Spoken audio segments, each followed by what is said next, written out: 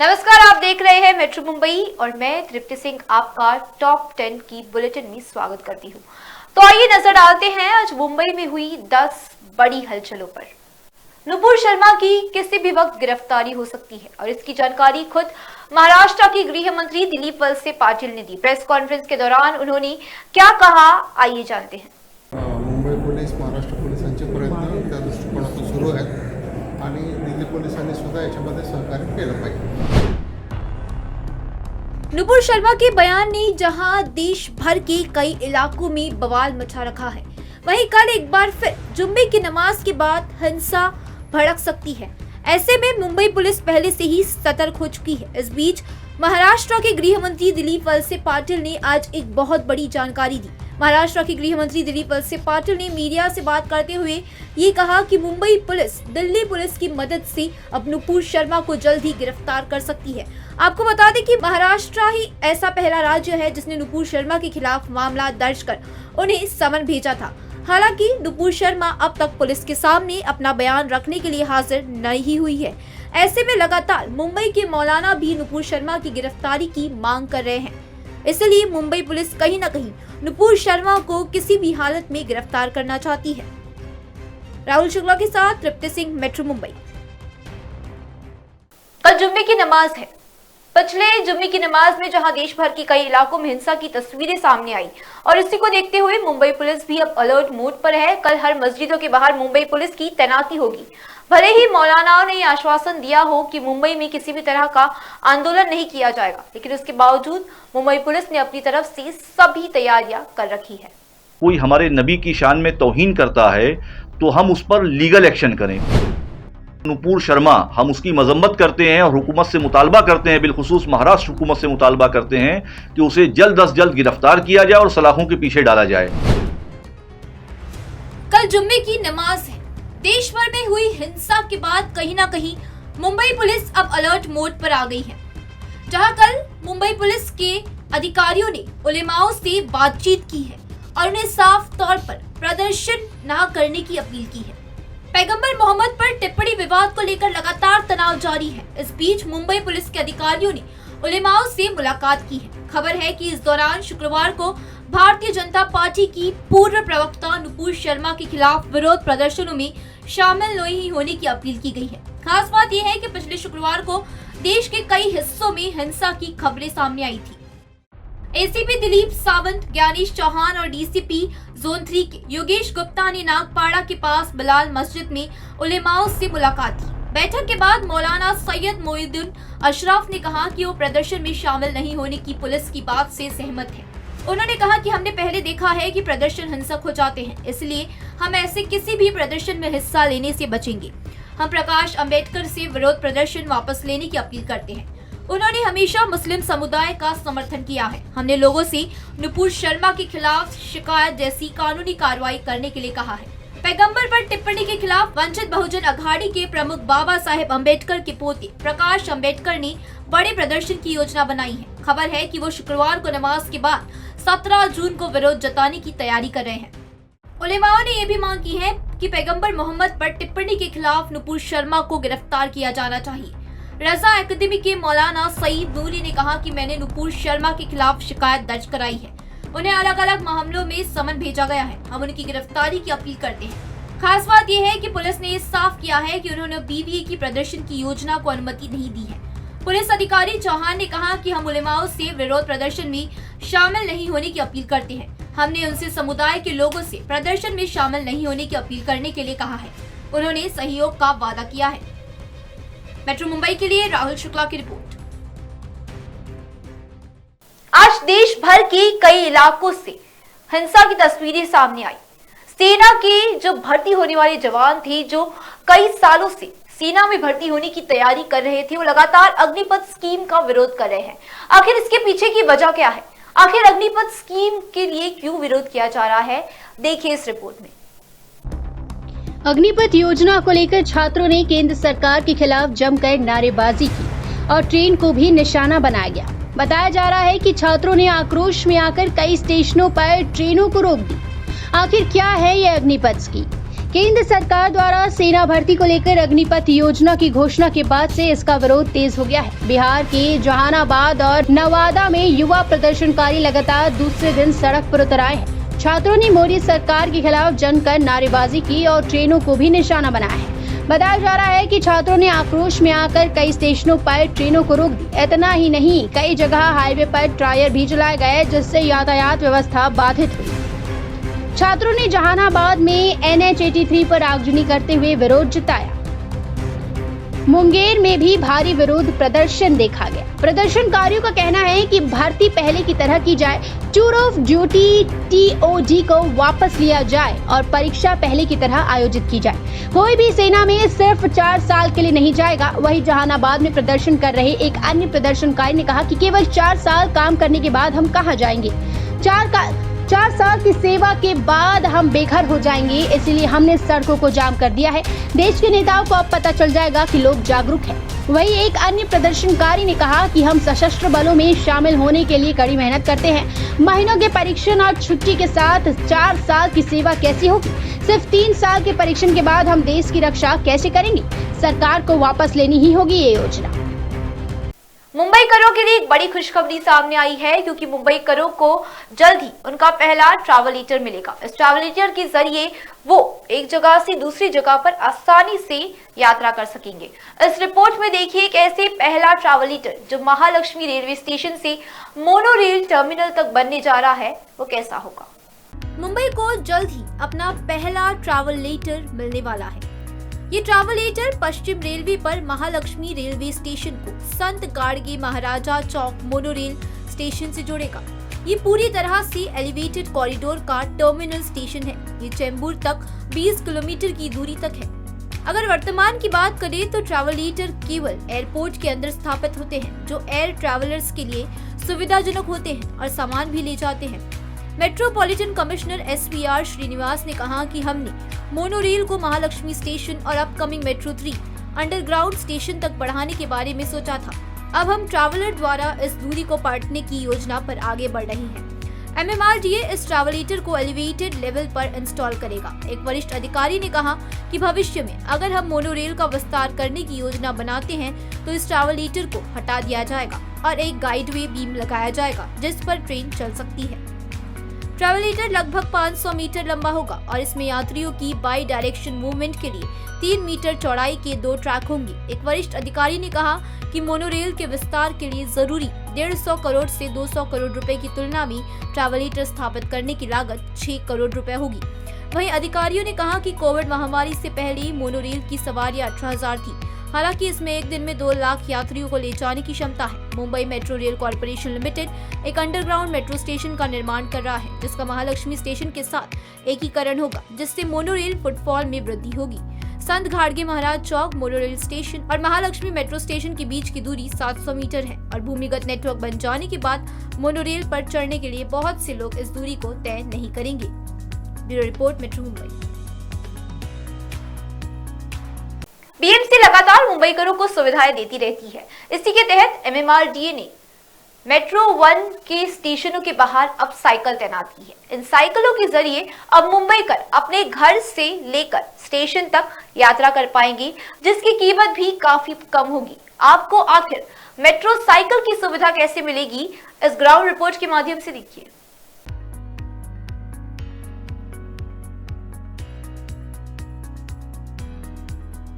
Metro से office या घर जाओ सिर्फ मेबैक पर। ये मेबैक क्या है तो मेबैक करके एक ऐप है, आपको मोबाइल में ऐप डाउनलोड करना है, जिसके थ्रू आप ये साइकिल चला सकते हैं।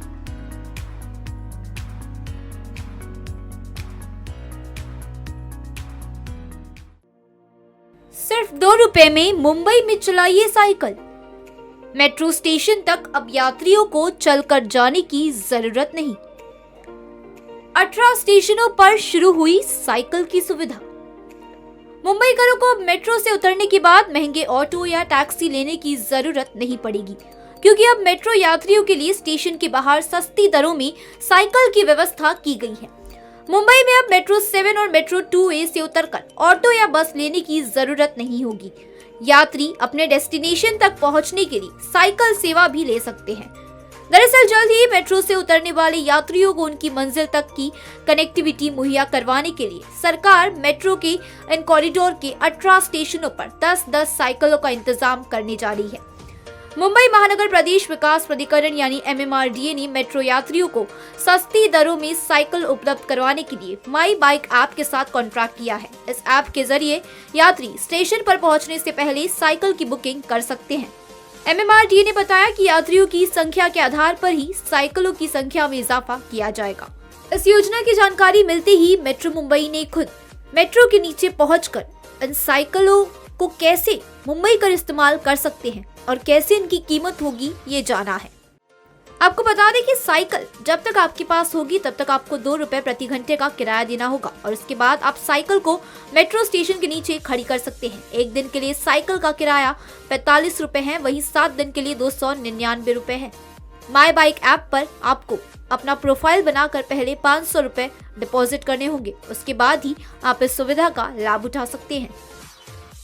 मेट्रो मुंबई के लिए नवनीत दुबे के साथ सुरेंद्र जोटिंगी की रिपोर्ट। हवा से सफर करने वालों को अब एक बार फिर जेब ढीली करनी पड़ेगी क्योंकि हवाई यात्रा अब फिर महंगी हो गई है। ATF प्राइस के दामों में एक बार फिर उछाल आया है। इस रिपोर्ट में देखिए आखिर आपको अपनी जेब कितनी ढीली करनी पड़ सकती है।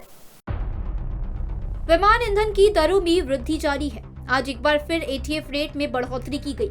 जेट ईंधन की कीमतें 16.3% बढ़कर 1.41 लाख रुपए प्रति किलोलीटर हो गई है। ईंधन वृद्धि की सबसे ज्यादा मार विमान वाहतुक कंपनियों पर पड़ी है।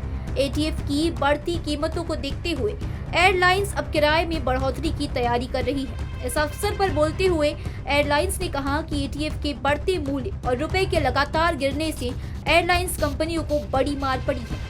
ऐसे में एयरलाइंस के पास किराया बढ़ाने के अलावा कोई चारा नहीं है। ऐसे में अब अंदाजा लगाया जा रहा है कि एयरलाइंस जल्द ही यात्री किराए में 10 से 15% की बढ़ोतरी कर सकती है। देश पहले से ही महंगाई की मार झेल रहा है। सभी वस्तुओं और सेवाओं की कीमतें आसमान छू रही हैं। ऐसे में हवाई किराए में वृद्धि होने पर ग्राहकों को महंगाई का एक और झटका लगने वाला है। इस मौके पर स्पाइसजेट के CMD अजय सिंह ने कहा कि पिछले 1 साल में जेट फ्यूल की कीमत में तेजी से इजाफा हुआ। महंगे जेट फ्यूल से एयरलाइंस को भारी नुकसान हो रहा है। मार्जिन में भी भारी गिरावट आई है। इसलिए हवाई किराए में 10 से 15% की बढ़ोतरी करना जरूरी हो गया है। आगे बोलते हुए उन्होंने कहा कि 2021 के बाद से विमान के ईंधन में 120% से ज्यादा की वृद्धि हुई। हालांकि किराया नहीं बढ़ाया गया। केंद्र सरकार को जेट ईंधन पर कर कम करके एयरलाइंस को राहत देने की जरूरत है। पिछले महीने ATF भी बढ़ा, लेकिन हमने उस समय किराए में कोई बढ़ोतरी नहीं की। मात्र अभी भाड़ा बढ़ाने के सिवाय दूसरा कोई विकल्प नहीं है। मेट्रो मुंबई के लिए राजेश तोरी की रिपोर्ट। जल्द ही BMC अपने बेड़े में लग्जरी बसेस को शामिल करेगी, लेकिन इसके लिए मुंबईकरों को थोड़ा और इंतजार करना पड़ेगा। इलेक्ट्रिक बसों की भी शुरुआत जल्द ही होने वाली है। फिलहाल लग्जरी बसेस जल्द ही मुंबई में आएंगी, लेकिन इसके लिए मुंबईकरों को मॉनसून के खत्म होने का इंतजार करना पड़ेगा। हाई क्लास और ऑफिस आने जाने वाले अमीर यात्रियों को लुभाने के लिए बेस्ट मॉनसून के बाद 100 बसें शुरू कर रहा है। बेस्ट द्वारा मर्सिडीज बेंज, स्कैनिया, वॉल्वो जैसी हाई एंड बसें चलाने की योजना है। दरअसल मुंबई और MMR रीजन में कई मोबाइल ऐप बेस्ड बस और टैक्सी सर्विसेज चलती है। इन सेवाओं का ज्यादातर उपयोग अमीर तबके के लोग उठाते हैं, जिन्हें सुविधा और सेवा चाहिए।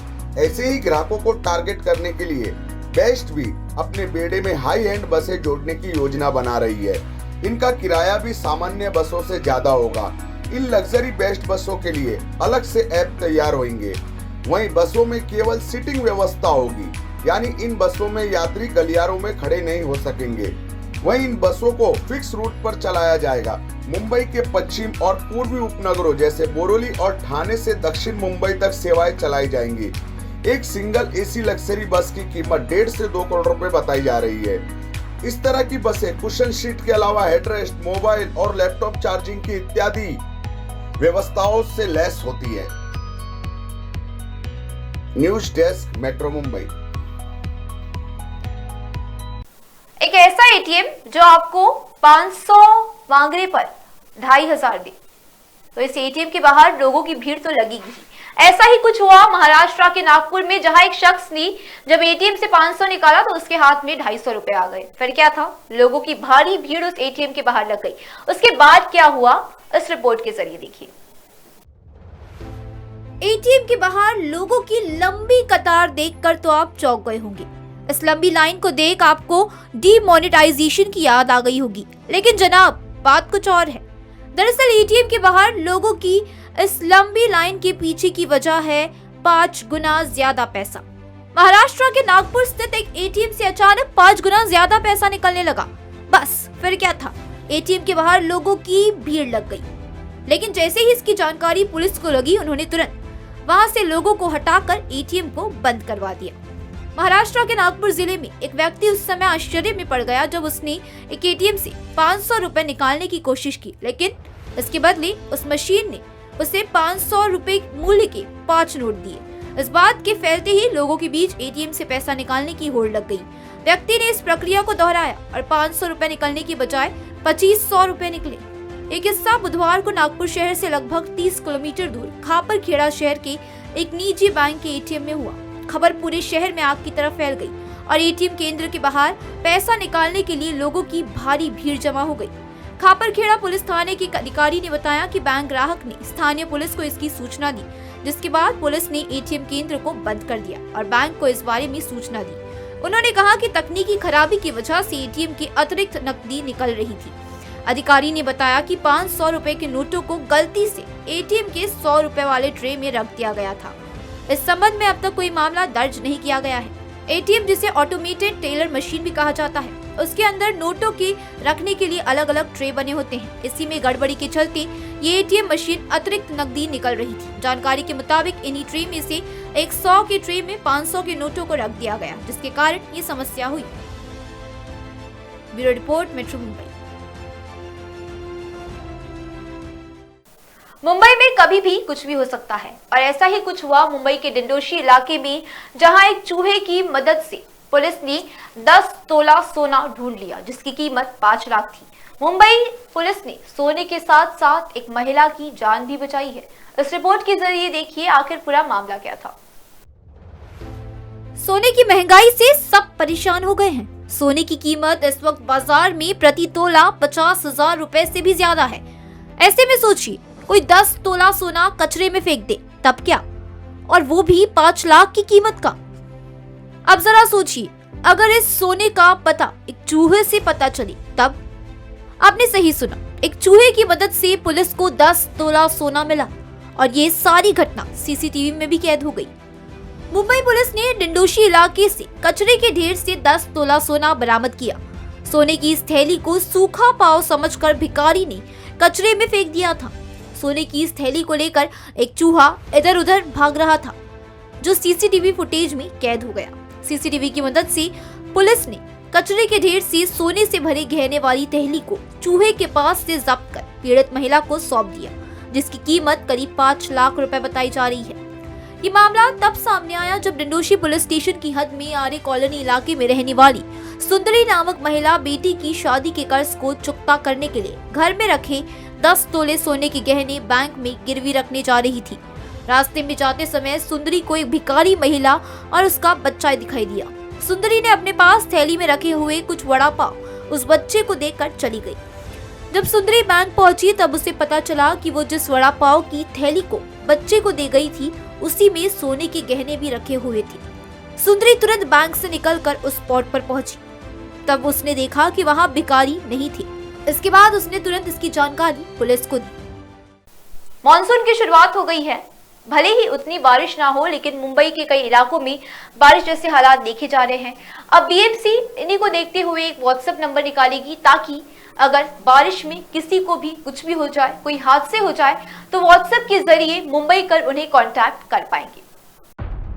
मॉनसून के दौरान हर साल सड़कों पर बने गड्ढों की वजह से लोगों को परेशानी का सामना करना पड़ता है। बीएमसी ने इस समस्या के समाधान के लिए सभी 24 वार्डों के अधिकारियों का व्हाट्सएप नंबर जारी करने का फैसला लिया है।